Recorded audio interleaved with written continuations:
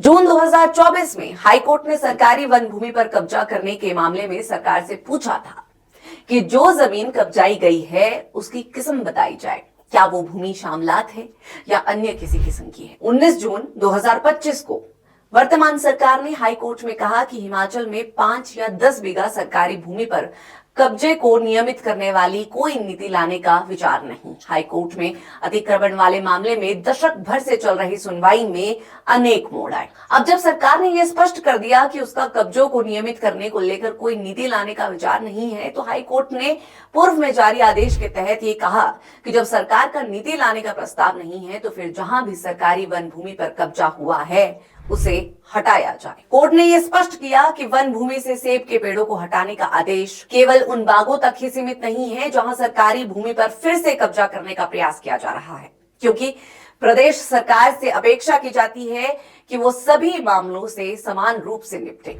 प्रत्येक अतिक्रमित वन भूमि से सेब के पेड़ों को हटाकर ही ऐसा किया जाए। देखिए, साल 1950 से 1980 तक हिमाचल प्रदेश में राजस्व अभिलेखों में जमीन का एक बड़ा हिस्सा शामलात के रूप में दर्ज किया गया था। इस दौरान सरकार ने इस जमीन के कुछ हिस्सों को भूमिहीन लोगों को खेती करने के लिए दान में दिया।